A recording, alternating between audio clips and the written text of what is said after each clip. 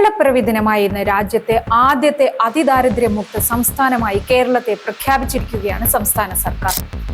ഇന്ന് ചേർന്ന പ്രത്യേക നിയമസഭാ സമ്മേളനത്തിൽ റൂൾ 300 പ്രകാരം മുഖ്യമന്ത്രി പിണറായി വിജയനാണ് പ്രഖ്യാപനം നടത്തിയത്. ഇതിന്റെ ഭാഗമായി മഹാനടന്മാരായ മോഹൻലാൽ, മമ്മൂട്ടി, കമൽഹാസൻ എന്നിവർ പങ്കെടുക്കുന്ന വിശാലമായ പരിപാടി സെൻട്രൽ സ്റ്റേഡിയത്തിൽ സംഘടിപ്പിക്കുന്നുമുണ്ട്. എന്നാൽ ഇവിടുത്തെ യാഥാർത്ഥ്യം എന്താണ്?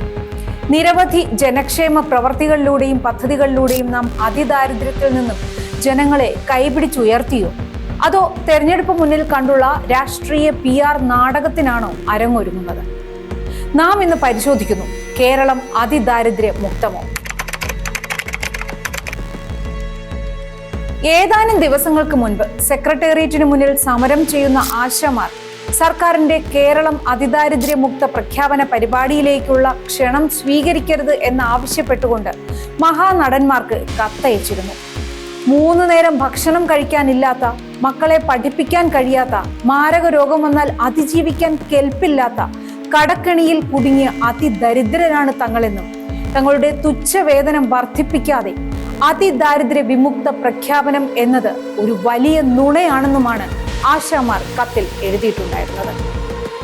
അതിദാരിദ്ര്യ വിമുക്ത കേരളത്തിന്റെ പ്രഖ്യാപന ചടങ്ങിൽ പങ്കെടുക്കുക വഴി നിങ്ങൾ ആ വലിയ നുണയുടെ പ്രചാരകരായി മാറും എന്നതിൽ തർക്കമില്ല.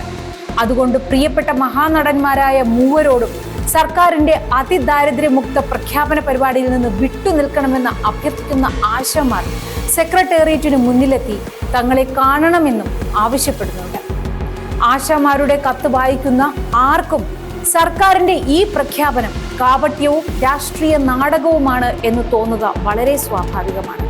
തൊഴിലാളി വർഗ പാർട്ടിയുടെ സർക്കാർ ദാരിദ്ര്യമുക്ത സംസ്ഥാനമാണിതെന്ന് അവകാശപ്പെടുമ്പോൾ അതിനെ കാപട്യം എന്ന് വിളിക്കുന്നത് ഒരു കൂട്ടം വനിതാ തൊഴിലാളികളാണ് എന്നത് രാഷ്ട്രീയ കേരളം മനസ്സിലാക്കണം.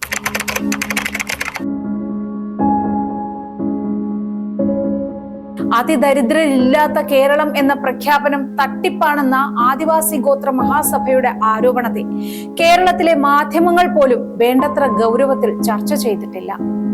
ഗോത്രവർഗ വിഭാഗങ്ങൾ ഏറെയുള്ള വയനാട്ടിൽ പണിയ, അടിയ, കാട്ടുനായ്ക്ക, വേട്ടക്കുറുമ തുടങ്ങിയവരിൽ ഭൂരിഭാഗം ഭൂരഹിതരും ഭവനരഹിതരും തൊഴിൽ രഹിതരുമാണ്. 100 കണക്കിന് കുടുംബങ്ങൾ പുഴയോരങ്ങളിലും പുറംപോക്കുകളിലും വനാതിർത്തികളിലുമുള്ള ചോർന്നൊലിക്കുന്ന കൂരകളിലും താമസിക്കുന്നവരാണ്.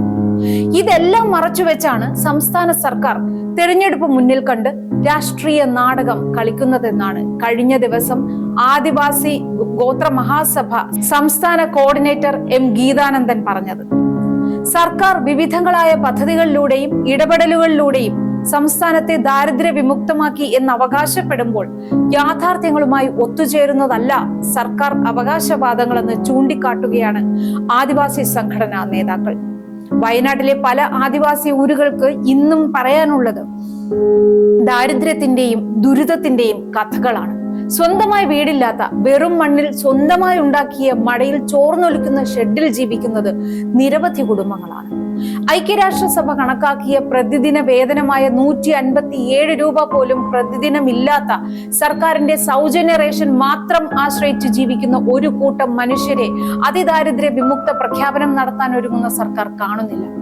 സുരക്ഷിതമായ കിടപ്പാടങ്ങളില്ല, 3 നേരത്തെ ഭക്ഷണത്തിന് വകയില്ല, രോഗങ്ങൾ, പോഷകാഹാരക്കുറവ്, കുട്ടികൾക്കിടയിലെ ഭാരക്കുറവ്, ഗർഭിണികളും കൗമാരക്കാരുമായ സ്ത്രീകളിൽ രക്തക്കുറവ്, ശിശുമരണങ്ങൾ തുടങ്ങി ഇത്തരത്തിൽ ഒട്ടനവധി പ്രശ്നങ്ങൾ സംസ്ഥാനത്തെ ആദിവാസി ജനവിഭാഗങ്ങൾ നേരിടുമ്പോഴാണ് ഇതൊന്നും ഇവിടെ ഇല്ല എന്ന മട്ടിൽ സർക്കാർ അതിദാരിദ്ര്യ വിമുക്ത പ്രഖ്യാപനം നടത്തുന്നത് എന്നത് കേരളത്തിനാകെ തന്നെ അപമാനമാണ്.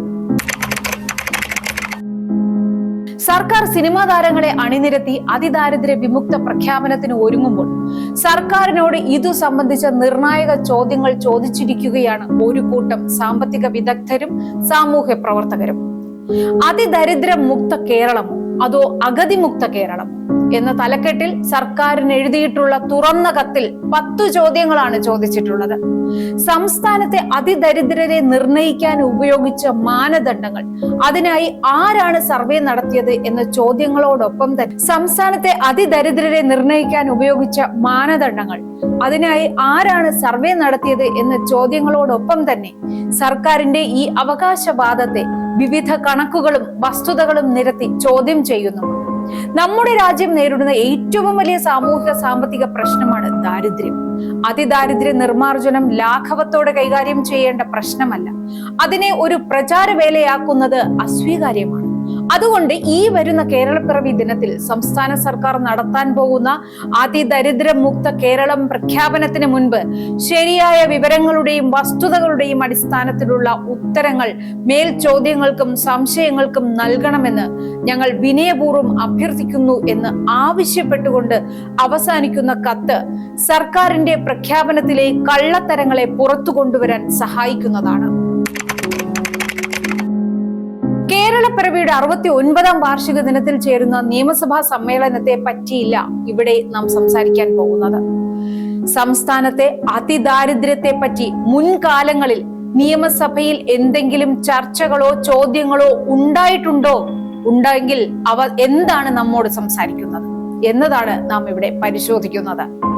സംസ്ഥാനത്ത് അതിദരിദ്ര വിഭാഗത്തിൽപ്പെട്ടവർക്കുള്ള റേഷൻ കാർഡുകൾ എത്ര പേർക്ക് നിലവിലുണ്ട് എന്ന ഷൊർണൂർ MLA പി മമ്മിക്കുട്ടിയുടെ ചോദ്യത്തിന് 2025 സെപ്റ്റംബർ 30 ഭക്ഷ്യ പൊതുവിതരണ വകുപ്പ് മന്ത്രി നൽകിയ മറുപടിയിൽ സംസ്ഥാനത്ത് 5,91,194 AAY കാർഡുകൾ നിലവിലുണ്ടെന്നാണ് പറഞ്ഞിട്ടുള്ളത്.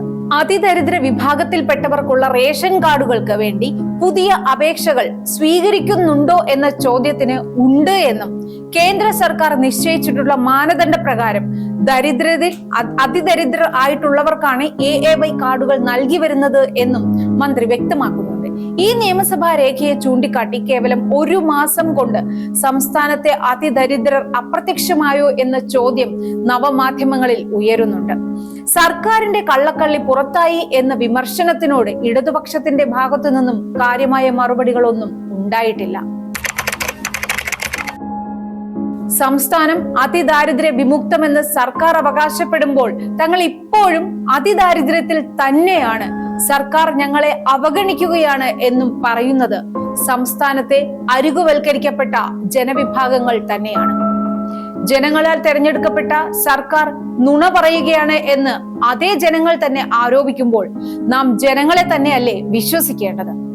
പ്രഖ്യാപനവും ആഘോഷവും എല്ലാം കഴിഞ്ഞ് നേരം കിട്ടുമ്പോൾ സർക്കാർ ഈ പാവം മനുഷ്യരുടെ പ്രശ്നങ്ങൾ കേൾക്കാനെങ്കിലും ഏറ്റവും കുറഞ്ഞത് തയ്യാറാവണം.